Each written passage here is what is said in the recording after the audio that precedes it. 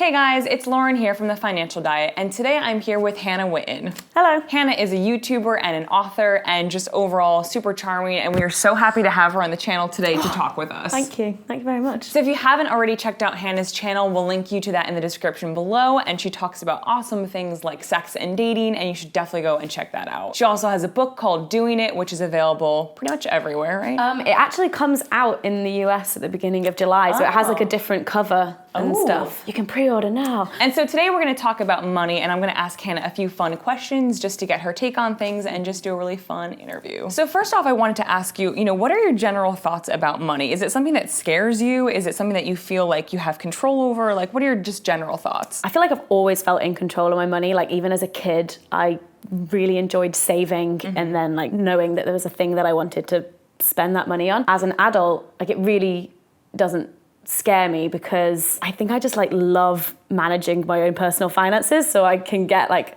really into it. When I find like people in my life who I can talk about these things with, like, it's like, yeah, it's actually really empowering when you find friends that you can talk about money with. When you do find that tribe of people, I feel like it's really kind of special. So in really exciting news, I heard that you recently purchased a flat in London for yourself. Yes, Kudos I did. to you. That's very Thanks. exciting. Was there anything in that process that really kind of shocked you, or that you felt like embarrassed that you had spent so much money on something that you didn't expect? Like, what was that like? It has been a process. I think one of the hardest and like most shocking things was the actually trying to apply for a mortgage and being freelance, especially because I'd just started a limited company, so that's the equivalent of an LLC, I think, here. I only had 1 year worth of records of that company at the time of applying for the mortgage, and most lenders want at least 2 or 3. So I was really limited in who would lend me money. So that was really difficult. It wasn't like I had like a lot of choice in the matter. So as we mentioned, you talk a lot about sex on your channel. So I'm curious to know, what is the most you've ever spent on sex, or in the name of sex? Like, I know it's super personal, but I'm really curious because I know that you are pretty open about that. Yeah. To be honest, I can't think of anything that I've like actively spent money on, like, I want this, but one of the perks of being a sex educator on YouTube, a lot of companies send you stuff. Ooh. So I own a few really expensive sex toys. I got gifted one because I went to a launch for one of their toys, and I looked it up online and it's like 200, 300 pounds. I was like, oh. So I own a lot of expensive sex stuff, but I'm very lucky that I haven't like forked out that money myself. Like, perks of being an influencer. Sorry, not sorry. Are they worth that? Like, that's a lot of money to spend on because you sex can toys. get stuff that does exactly the same thing, but you're not necessarily buying into that brand. And I think as long as you're buying like body safe materials, then like you can get cheaper versions. But don't go super cheap, because then it's like probably not going to be body safe. Potential future purchases that I want to make, like once I'm in the new flat, I need to buy a lot of furniture from scratch. And so I think like sex furniture is probably on that list too. Not looked into how much stuff costs. Yeah, I was gonna say, what does that kind of stuff go for? Like, is it, or how much are we talking? Like hundreds of dollars, like thousands I think again, of it dollars? depends on like what you're getting, because like you can get super luxury, high-end stuff, and then like some cheap rope. So in your opinion, what is a financial element of sex that you don't think people are prepared for? The cost of a child. They cost a lot of money. And people complain that like condoms cost loads of money. That is pennies compared to like... you know, if you live in the US and you don't have free healthcare, then you have to pay for your contraception. In the UK, all of our birth control is free. Thank you, NHS. Or like the cost of getting an STI treated, potentially. So, it's just financially sensible to use the condom. So one thing I'm really interested in is what people would give in terms of advice to their younger selves. So if you could go back to yourself a couple years ago and talk about spending on mental health and well-being, what would you do differently if you could go back and like shake Hannah of like 5 years ago and be like, this is something that you should invest in, this is something that you should take more seriously, this is something that you should save for, like anything in terms of mental health? The first thing that came to my head when you were like, advice you'd give to your younger self, I wasn't thinking like 5 years ago on mental health. I used to get £1 a week pocket money, and there was this shop. They had all sorts of weird trinkets in them, and they had these like weird ceramic animals, and I had to collect them all. So for a whole month, every week I would go in and like pay my £1 to get this thing, and like I regret that. No, I don't, because it gave me so much happiness. That's like the most pure spending I've ever heard of. And like, no, Hannah, no little like animals. I think my parents just thought it was really weird. They were like, our child who isn't picking toys to play with. I was like, I just wanted this like ceramic frog, and then I wanted the fox, and then I don't know. So in terms of mental health, like that made you really happy. Like Yeah, and perhaps as a that 7-year-old. avoided, other, future upsets. Who knows? Yeah. But that seems really pure.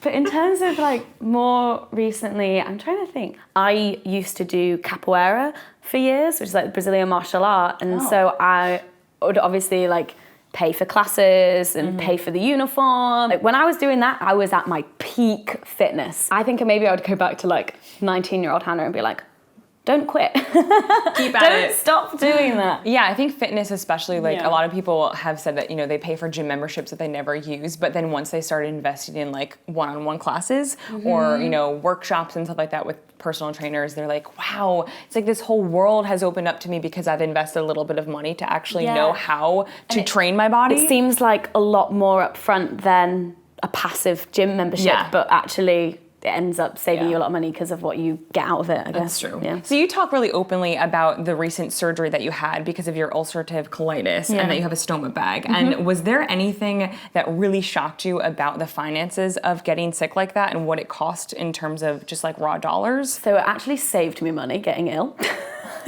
Which just sounds ridiculous, but I was in hospital for 4 weeks and I had surgery, and so now I live with a stoma bag, but because of the NHS, like it cost me nothing. Or you could say it already cost me because I pay taxes and that's what it goes to, but out of pocket, nothing. And I have a bank card current account that has like a tracking thing on your phone so you can see how much you're spending each month.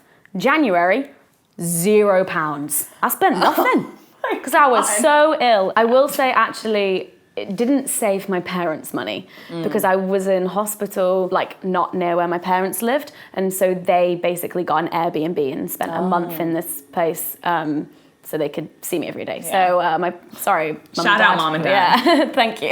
And hence why having children will cost you money forever. During the recovery process, was there anything that you felt like you started spending more on when you were in recovery to like, as like a treat yourself, or like, God, I've gone through something so horrific, now I'm going to like, my finances will crash because I'm doing things that I feel like I deserve? Yeah, I've definitely had that mentality. Yeah. A couple of the purchases have been like out of necessity because my weight has changed, and so I've had to get new bras, new bikinis, like some new clothes because my old stuff doesn't fit me. But on the treat yourself thing, this trip here for me, like coming out to LA, was my first big trip since all of it, and I basically spent my air miles on upgrading my flights. I had a lot of air miles that I've just never spent, and I was like, this is the time. So I've upgraded. On my way out, I flew out premium, and on my way back, I'm flying upper class, and I'm like, I can't wait. I deserve this. But I like don't feel as bad about it because it's air miles, and also because I was so ill. But I don't know how I'd feel about it if it was actual money. Like, I don't think I would. I see. So it's kind of like you're treating yourself by indulging in things, but not necessarily like shelling out hundreds of dollars. Yeah. It's more of a like letting yourself do things that feel just like extra special. Yeah. So as someone on the internet, I think that you can probably identify with this issue of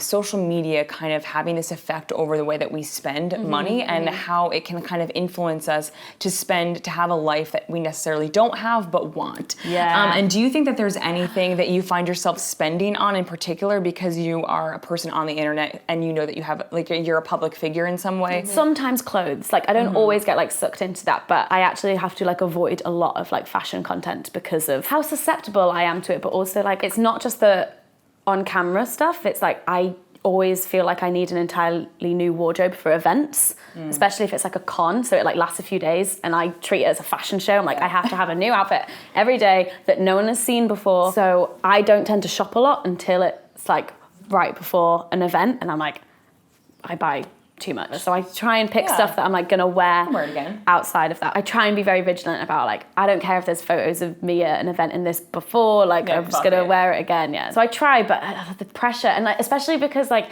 everyone else in your industry, or at least seem to. You don't know if they do, but they seem to have like a brand new outfit for every event, in every video.